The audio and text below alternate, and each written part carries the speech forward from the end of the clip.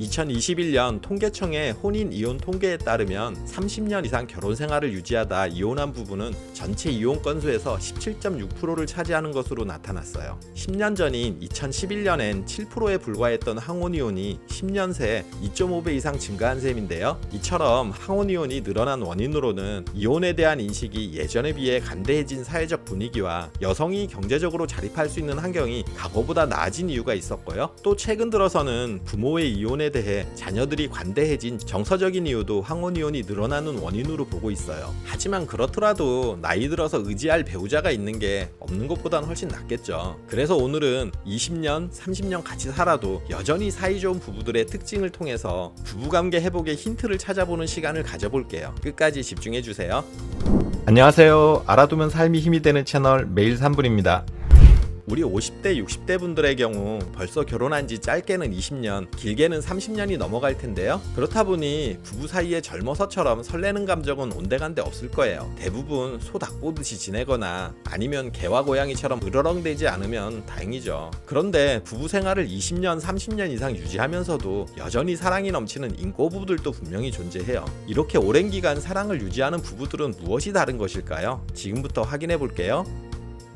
오래 같이 살아도 사이좋은 부부들의 특징, 첫 번째, 같이 공유하는 부분이 많다. 이런 인꼬부부들의 공통점으로 서로 공유하는 부분이 많다는 사실이었어요. 여기서 공유하는 부분은 물리적으로 같이 시간을 보내는 것과 정서적으로 교감하는 모든 부분을 포함한 말인데요. 여러분들 최근 남편분과 둘만의 시간을 가진 것은 무엇이었나요? 가장 흔하게는 매일 같이 식사를 하고요. TV를 같이 봤을 거예요. 또 같이 잠을 잤을 거고요. 주말에 쇼핑을 같이 다녀왔을 수도 있고요. 그렇다면 같이 영화를 보신 적은 언제인가요? 또 드라이브나 여행을 다녀온 적은 언제인가요? 그림으로 설명을 하면요. 첫 번째 이미지는 남편과 아내가 거의 공유하는 부분이 없죠. 말만 부부지 거의 각자의 삶을 산다는 얘기예요. 밖에서 보기에는 부부지만 사실 두 부부 간의 관계는 거의 단절되어 있는 것과 같아요. 두 번째 이미지는 부부가 공유하는 부분은 있지만 아주 작은 부분만 공유하는 모습인데요. 우리 중년의 부부들 중 이런 커플도 꽤 많을 거예요. 집안의 대소사나 아이들 문제 등 필요한 부분은 공유하지만 나머지 삶에서는 남편은 남편대로 아내는 아내대로의 시간을 보내는 경우가 대부분이죠. 세 번째 이미지는 공유하는 부분이 상당히 많은데요. 이런 부부가 다른 사람들이 보기에 인꼬부부인 거예요. 부부 둘만의 시간을 많이 보내며 쇼핑을 가도 부부가 함께 가고 틈날 때마다 같이 할 일들을 찾아서 즐기는 커플이죠. 부부는 싸워도 한 침대에서 자야 한다는 얘기가 있는데요. 한 침대를 쓰는 것도 서로 공유하는 시간이 많은 것이니 여기에 해당이 되겠죠. 그리고 이런 인꼬부부들의 특징은 같이 보내는 시간이라도 새로운 경험을 하기를 즐긴다는 사실이에요. 맛집 정보를 알게 되면 같이 만난 것 먹으러 다녀오고요. 어디 전시회가 열린다는 것을 알면 같이 관람하고요. 요즘처럼 벚꽃이 예쁘게 피면 또 같이 드라이브도 하고 하는 건데요. 익숙한 공간에서 벗어나 부부가 같이 새로운 것을 접한다는 흥분과 즐거움이 부부 사이를 더욱 돈독하게 만들고 또 새로운 설레임도 불러일으키는 거죠. 이렇게 새로운 경험을 공유하는 시간이 늘어날수록 실제 정서적인 부부 사이도 더욱 돈독해져요.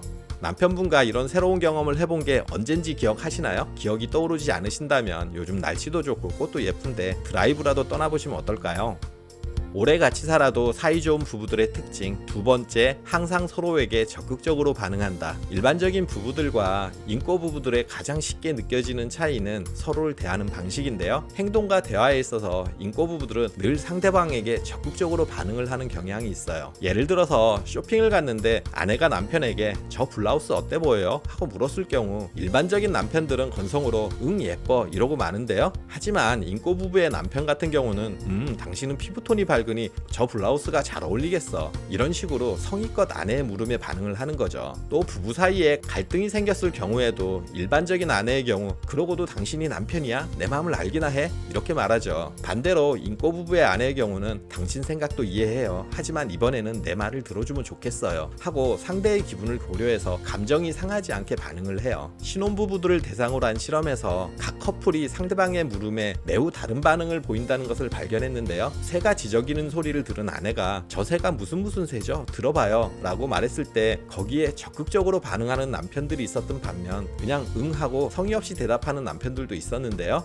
6년 후 이 부부들의 상황을 확인해 봤어요. 6년 안에 이혼한 부부들은 실험 당시 아내의 물음에 평균 33% 정도만이 적극적으로 반응을 보였던 반면 6년 후에도 좋은 관계를 유지하고 있는 부부의 경우 평균 86% 정도가 적극적인 반응을 보였던 것으로 밝혀졌어요. 저도 아내의 말에 건성으로 대답하는 경우가 많았는데 반성하게 되네요. 이처럼 상대방의 말이나 행동이 그리 중요하지 않고 관심이 없는 부분이라도 성의껏 반응하고 또 노력하는 자세가 부부관계에 있어서 매우 중요한 부분인 거죠. 생각해보면 부부끼리 정말 중요하게 얘기할 사안이 얼마나 되겠어요. 대부분은 사소한 일상들인데 이런 부분까지 서로 챙겨주니 사이가 좋지 않은 게 이상한 거죠. 오늘부터 저를 포함해서 다들 배우자의 행동에 적극적으로 반응하도록 노력하자고요. 오래 같이 살아도 사이좋은 부부들의 특징 세 번째, 5대1 법칙을 명심하자. 아무리 사이가 좋은 부부라도 갈등이 없을 순 없죠. 부부가 갈등을 겪거나 안 좋은 대화가 오갔거나 심하게 싸우는 등 부정적인 상황이 생길 수 있는데요. 이런 갈등 상황에서 적용되는 게 바로 5대1의 법칙이에요. 한 번에 부정적인 상황이 생기면 이때의 부정적인 감정을 회복하기까지 5배의 긍정적인 상황을 겪어야 회복이 된다는 법칙인데요. 사람들은 일반적으로 기분 나쁜 말, 화나는 상황, 싸움 등으로 감정적으로 격한 부정적인 상황은 민감하게 반응하고 잘 잊지 않는다고 해요. 반대로 그렇지 않은 긍정적인 상황은 잠시 기분 좋지만 대수롭지 않게 넘어가는 경우가 많고요. 여러분도 지금 5초 정도만 최근 남편과 나눴던 대화 중 기억나는 부분을 떠올려 보세요. 5, 4, 3, 2, 1. 어떤 대화가 떠오르셨나요?